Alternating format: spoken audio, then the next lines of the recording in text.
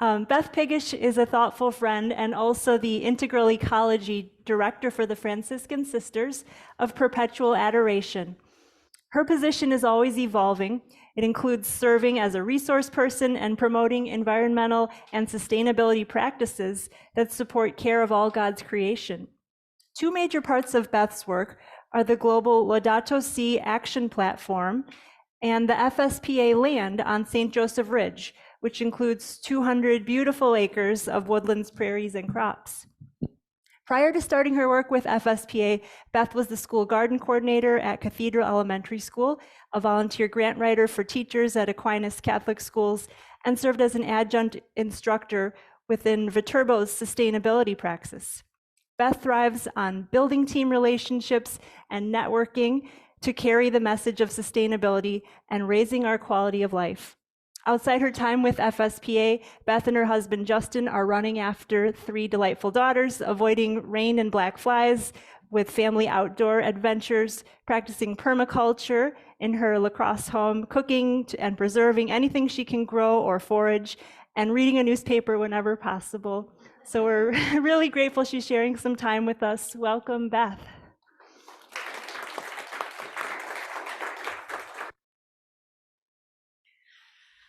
Hi, everyone. Thanks for having me, Alyssa. Thank you for that introduction. And we are kindred spirits since we met so long ago, I think.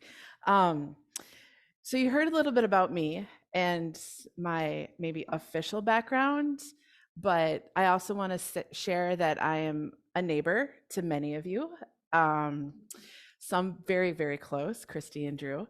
I'm also a daughter and a sister and wife and mother, as you heard about my 3 girls, Adela, Anna, and Vera, who I couldn't quite convince to come with me today, but they hear a lot about this too. So as I'm here to talk about land justice and conservation and where I stand, it's been a journey, so I just want to share with you my journey. As Alyssa mentioned, I work for the Franciscan Sisters, and I think it's through that privilege that I have been able to learn more than I ever expected in a job. So I get paid to learn how to unlearn right now. And it's a really, it's a big deal for me because I never knew that was possible, but then it's responsibility to be able to share as I do with my family. And my husband, Justin, if you know him, he's great. He'll listen. He is a philosopher at heart, and my girls as well. But then there's also sharing within the networks that we have of friends and family and neighbors. And part of that work has been with other women religious congregations and community members as well in the region. So as part of my work with the sharing and the learning and unlearning, it really started about 3 years ago when at the time, one of the leaders at the FSPA was Sister Eileen McKenzie. And if you know Sister Eileen at all, she is a visionary. She is just warmth and depth and really one of those connectors. And because my position with the FSPA is to kind of oversee this 200 acres of land on St. Joseph Ridge, part of that is building relationships because the sisters have an opportunity to share that land with others. And we are learning that it is ancestral Ho-Chunk land, just as I'm sure this space is learning what lands we're on. And there was a connection that Sister Eileen made saying, Beth, I want you to meet Mr. Henry Greengrass. And I was like, okay, I like meeting people. I didn't know what that meant. I had his email. So I would type to him, "Hi, Mr. Greengrass. This is Beth Piggush. I work for the FSPA, and Sister Eileen said that we should connect." Crickets. Give it some time. "Hi, Mr. Greengrass. This is Beth Piggush. I work for the FSPA. I'd really love to meet you. Sister Eileen said that we might want to connect regarding land." Crickets. This went on for a little while, maybe almost a year. And with all respect, Henry is an incredibly dedicated and busy person to his community. And when we finally met, part of me thinks it was a test, but he had messaged me on October 3rd saying, "I'm free tomorrow. Can we meet?" Okay. In FSPA culture, Franciscan, October 4th is the Feast of St. Francis. And that was the day that he wanted to meet out on the ridge. It's kind of a big, significant party day in a sense, like, yay, we love St. Francis. And I was like, okay, he wrote back to me, I am going to meet him. So I met him out on the ridge, and it's literally, just 10 miles from here. Raise your hand if you've ever been up by the villa or out on the land. Oh, yay. So you kind of know the space that I'm talking about. And he and I met out there, never met in person before, ever. And, it kind of felt like, just like strangers, but yet we knew that we were there for a purpose. And I just welcomed him as best I could. And we just went for a walk. And out in the space, there are 3 hermitages that are operated by the Franciscan Spirituality Center.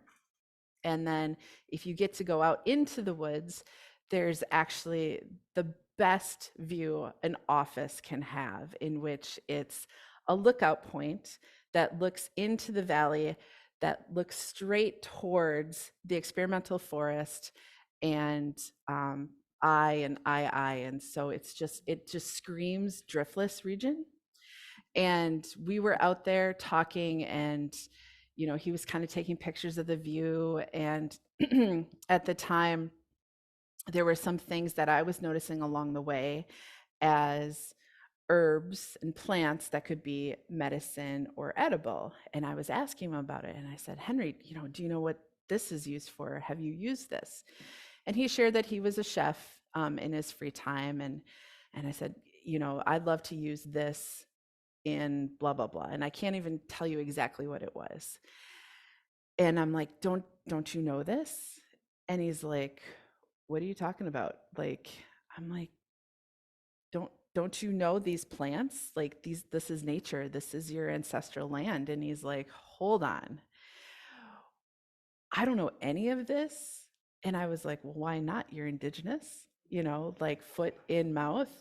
And he's like, "You really have no clue, do you?" And so that was a reality of my journey to understand who I am and whose land I stand on, as compared to whose land it is and the knowledge that can be shared. Because his next question to me was, "Do you know anything about the boarding schools?" And I said, "A little bit. I know the sisters are studying it, but I'm not entirely sure what that means." And I'm a cradle Catholic, okay? I have been born and raised Catholic in Minnesota. And he said, "Well, we have some work to do.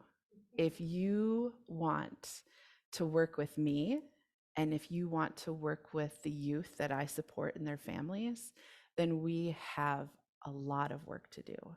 So I'm here because someone has opened up and shared their journey with me personally, and the journey of their community. And also here because I, again, work for a group of women that are coming to terms with the history that they've been part of, and now I'm learning the history that I've been part of. So as Henry and I continued to walk, realizing that he had no knowledge of the plants, and I'm looking at the fronds of the wild asparagus. I'm like, mental note, come back there next year. We get to the top of the space where the sisters' greenhouse and garden is, and there's an apple orchard and some pear trees as well. And he's like, oh, I love pears. And I was like, okay, let's go pick some. You can take some home with you. So I pick them and I give them to Henry, and he takes them with. And I didn't know the significance that that meant for our relationship and our learning and unlearning together until we have continued to meet and I learn and unlearn of what it is to have both a relationship to place and nature with our brothers and sisters, but then what it also means to share food together, to share in conversation and history. I think one of the things that brought Henry and I together was because while I assumed he had indigenous knowledge of the plants, I shared where I was at on a journey of learning about food and wild foraging and harvesting, because I'm very, very interested in where food comes from, but then also how my family has prepared it as traditions over the centuries. And at that time, it was like perfect timing because literally the next weekend, my family and I, we were going to be in Winona, Minnesota for the Polish Apple Fest. I don't know if anybody's ever been over there, but my family is close friends with Father Paul Briza and the Apple Fest, which is a significant fundraiser for the Polish Culture Museum and the Kashubian Institute of Culture. And we've been supporting that for years. So I was just like, yeah, I'm getting in touch with my Polish ancestry. I'm learning the food. And at least when I talk to my kids, I can share food with them that has been part of a family tradition. They might not be interested in the history just yet, but that's been a connector for us is food. And that's where I thought Henry had that connector as well. So now fast forward to where we're at today, and there's a lot in between, and I'll get to that. But right now, like I said, I'm on a journey to learn and unlearn. And part of that is understanding what land justice means as compared to conservation, and also understanding my family's traditions and even my own personal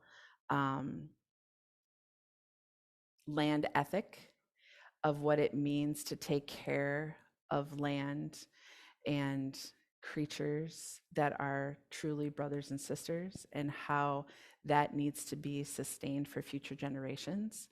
My girls and I talk about climate change a lot, and what does it mean to have access to water, access to food. It's been something that is specific more recently in the last year because we know how dry it was last summer and even how dry it is now. We had no winter, right? And all of that mixed together in the sense of land justice is where I'm here now to kind of share the additional learnings and unlearnings of place. So I'm a plant pathologist by training. I've worked in conservation fields. I've been part of land trusts between Connecticut and Minnesota. And if you know me, like my bio lake, I want to be outside as much as possible and literally avoiding the black flies, but having as much fun and as sunscreen on as possible with my kids and my husband. And knowing Minnesota was like home, I didn't really think much of it as compared to where my family was and where my dad grew up and where his parents grew up, or where my mom grew up and her family settled. And through my relationship with Henry, and learning through the sisters about the impacts of the boarding schools, it came to me that I need to do some more research on my family to know, even though I love this land and I love, Minnesota and now Wisconsin, and I call those places home, I really have no idea whose land it is. And the way in which I've learned to kind of discover that was because, yes, there's ancestry.com and, family history trees that you can have. But the sisters, about a year and a half ago, engaged with an organization called Nuns and Nones, so that they have non-affiliation but are very spiritual. And they had a specific project called the Land Justice Project. Now they've called themselves the Land Futures Project. And it's because of their teaching that I am not only understanding my sense of place, but I'm understanding the difference between land justice and conservation. And I grew up learning about land conservation. And there's been just a series of programs that they offer online, but then also for women religious, because they're gently and consistently challenging that system of women religious and the Catholic Church being major landholders, not only in the United States, but in the world, and where or how that came to be. Doctrine of discovery. Families and communities set up post World War II.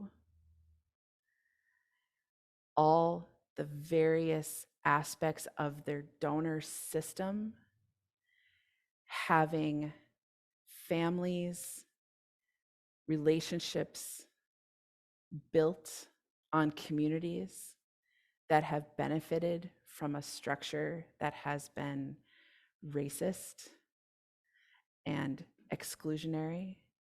So the Land Justice Futures Project has been sharing this and nudging all of us to learn more about this. And as part of that journey, FSPA was one of 8 congregations last year really diving into what this means. And the core of it is looking at land justice in the sense of equity and access, land justice in the sense of regeneration of the land, and protection of the land from extraction. And those 3 things incorporate, in my mind, conservation. And I've looked at conservation as something to protect the land from development, but you look at the value that that land has, especially if you are an outdoor recreation enthusiast like myself, research opportunities, and you think of the land grant-based institutions that are in the United States. And then you realize, oh, okay, land justice is way more than conservation. And through that, learning how indigenous peoples, how just Black and BIPOC individuals and families and communities had been excluded from land to grow food, to own it, to build community on it. There's a huge amount of information that I've learned from the Land Justice Futures Project. And in last year's program, part of that series was to have a workshop with the organizers of the Land Justice Futures Project and the FSPA, with affiliates, prayer partners, partners in mission, And then I invited a few other people that I knew to come and learn and unlearn with me. And I think, Alyssa, you were one that I had shared the link with. And part of that workshop was understanding the baseline information of what it means to have land justice, but then also the history and the displacements, going from doctrine of discovery and the papal bull to present day economic structures that are just so against inclusion. One section, small section of that was a conversation of Henry and I kind of talking about our journey together and the learning and unlearning and understanding that this is ancestral Ho-Chunk land. And in that moment, I had asked him a question about, who are you? And he shared that he is a survivor of the boarding school that the sisters ran in northern Wisconsin, because his mother had parents that went there, and their parents went there, and their parents went there. And when he was invited, it was because we were building a relationship and trying to find connections to the land so that the kids, the youth that he works with, the families that he works with could have better connection to land. And what the reality was in that moment was the sisters and myself didn't realize that our own friend and neighbor was directly impacted by the boarding school that they ran. I just knew Henry as Ho-Chunk, but he is also Bad River. And he shared that, and then a light bulb went off in my head that not only am I a wife and a mother and a tree hugger and all these lovely things, I am a descendant of invaders. That my family came to Kansas, settled right along a Potawatomi Creek, that I have family that settled in central Minnesota, very near Mankato and Waseca County specifically. And also I realized in conversation, and this was in front of like 40 people as well, and online, Henry and I just talking, that I am also a benefactor of a system in which my dad, who is a public education retired teacher, after college, he went and taught on the Blackfeet Reservation in Montana and had his student loans forgiven for the years that he was out there. And it was like, whoosh.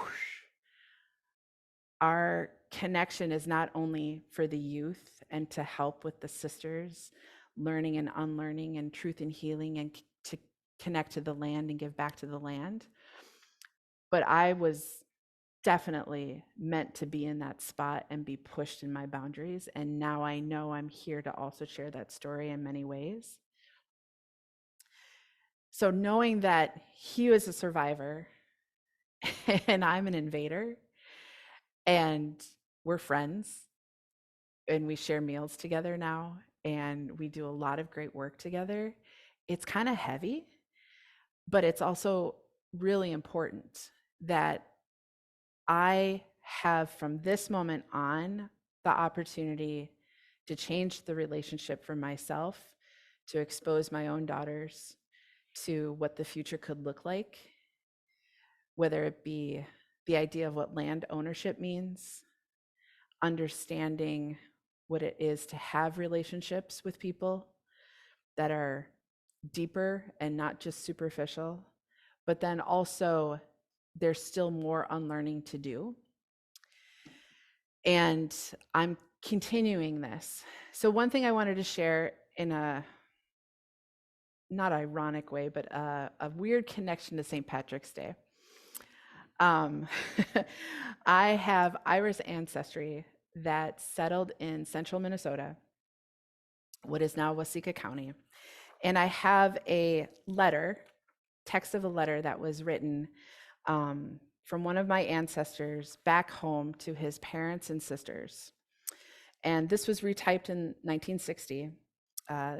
This individual, William Byron, came from Limerick. And I am proud of my Irish ancestry, but I'm also like digging deeper into what I didn't know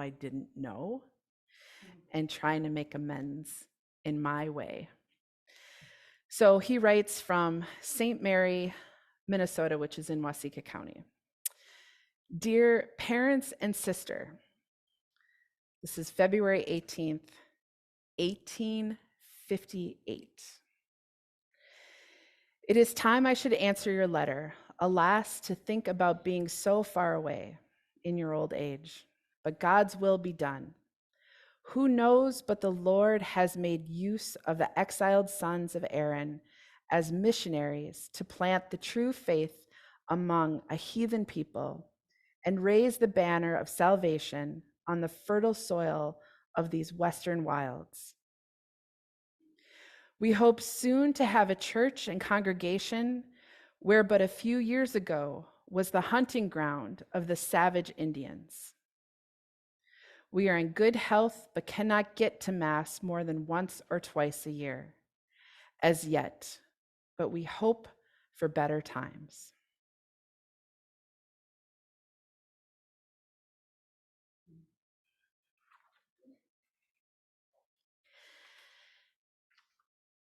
So when you are learning and unlearning,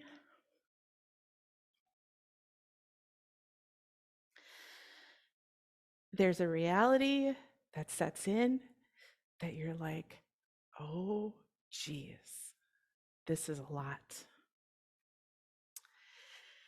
And in the last 2 years, I've become really comfortable crying in front of people because the first time I cried in front of Henry, he showed me the Wellbriety video about survivors of the boarding schools, which just played Thursday night at the library.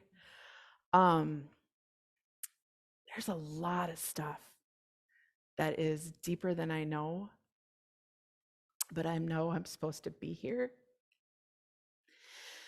And so I love creation. I see the trees, the birds, even the earthworms as my kin. And I also know that my ancestors had a huge part in displacing people that love this land as well. And like a full circle of all of this in my learning and unlearning, one of the places the Ho-Chunk were displaced to was near Little Falls, Minnesota, St. Cloud, Mankato area. That letter was written in 1858, and the Dakota Massacre was 1862. So what do I do now? I own it, and I change how I think about things, and I share. And I think about land justice as both protection, regeneration, and equity. I think about how my dad's family in that spot in Minnesota continues to squabble over inheritance of hundreds of acres of land that has been the livelihood of our family. And if it gets to me, what do I do with it? If it skips me and goes to my daughters, what will they do with it? Because it's not really an it's a space, it's a livelihood, it's a community, and it's so much bigger than just a title of land and ownership. So as I continue to learn and unlearn, literally tomorrow and Tuesday this week, I have systems to be supportive and to continue to get support with understanding land justice and conservation efforts and who and what and how I'm going to relate to a space and to people and to my history and to future generations. So one of the things that we're part of right now at FSPA is that we have a study group that just started through an organization nationally called Just Faith. And that book study is The Land is Not Our Own. And we're really going to dive into learning more about doctrine of discovery. And then on Tuesday, the sisters committed to a second year of learning about land justice through the Land Justice Futures group. And we have a community call. And part of that community call is really to have a check-in with other individuals. How's it going? Knowing that the congregation holds in title at least 200 acres of land on St. Joseph Ridge. What are they going to do with that? How are they going to put their values and what they say that they're doing for social justice into practice? And in prep for this today, I looked at the FSPA have provocative movements, which is like a commitment every 4 years of what they want to work on. And that's unveiling white privilege, understanding all suffering in Earth's community, and the relationships to joyful gospel living. Those core on top of Franciscan values, with care for creation being a big one, Catholic social teaching, the principles of land justice, and oh, by the way, Pope Francis writing this encyclical called Laudato Si. The sisters actually made a commitment a couple years ago to work on the 7 principles of Laudato Si. And then I see more. It is the same language no matter where we are and who we are. And it is looking for equity and justice. It's finding the truth. It's really looking at how can we do things better. So it may not be a surprise to some of you, but the 200 acres of land on St. Joseph Ridge, the sisters have opened it up to individuals to come and be part of different connections to creation. We've had a candlelight hike, right? When it's been really cold outside. We've had different land trust days with MVC. We have a garden and greenhouse. We've been doing maple sugar bush now for 2 years with the Ho Chunk youth. And we got about 2.5 gallons of syrup this year and started way earlier than I ever expected. But they also have this giant building on the ridge called the Villa. And that building needs to be repurposed. So, are they going to sell it at top dollar and take that money and do good like they have in other places in the community and in the United States? Or can we think about all the practices that we've been part of and the principles, the values, the commitments, and the study that we're doing right now, and think of that building not only as an economic resource, but maybe a resource in a big dream that connects people and planet together? I have no idea. I'm kind of like the automatic Zoom admin for the sisters as they have conversations for this. I just kind of keep them meeting, but they're working on it And that's the challenge and the example that I see in my own life when I talk about my dad's family's property. And then also thinking about how we relate to land, even in the city. You know, I've never used pesticides on my lawn. Christy can attest to this. She's seen my space. But it's like, what can I do better? And now I see all the violets.